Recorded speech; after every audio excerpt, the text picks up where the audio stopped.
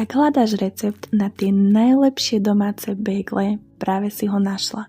Sú neskutočne mäkučké a fakt chutia výborne. Budeme potrebovať len 5 ingrediencií: múku, cottage syr, jogurt, sol a kypriaci prášok. Nič viac. Najprv si v miske zmiešame suché suroviny. 2/4 šálky múky,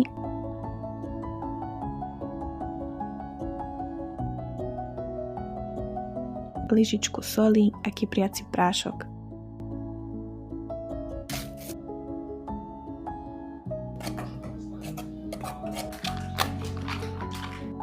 A teraz môj malý trik. Rozmixujeme si jogurt s cottage syrom úplne do hladka.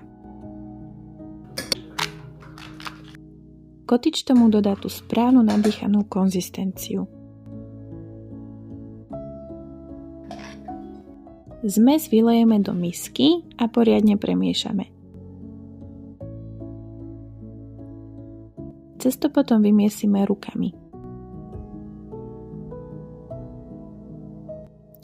Teraz ho necháme pod utierkou takých 15 minutiek odležať.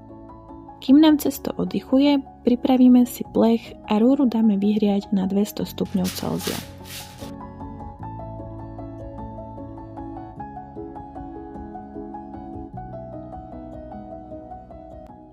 Po 15 minútach si cesto rozdelíme na 8 častí a vytvarujeme bégliky.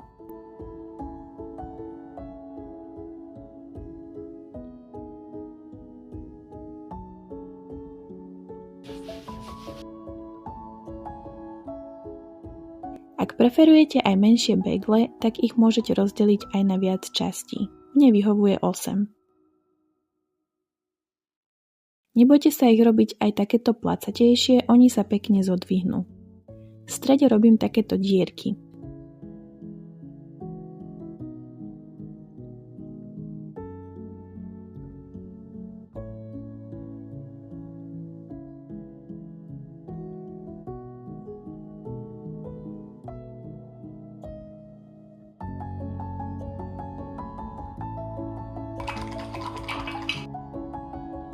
Vytvarované bégle potrieme vajíčkom a posypeme sezamom.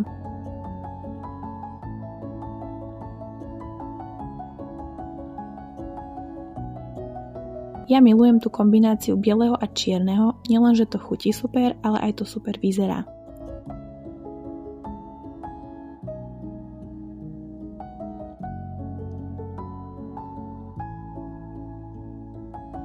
A šup s nimi do rúry, na nejakých 25 minút do zlatista.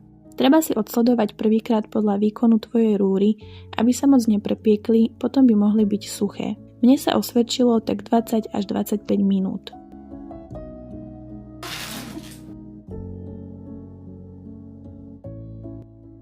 No nie sú nádherné? Vonia mi tu celá kuchyňa. Už sa neviem dočkať raňajok.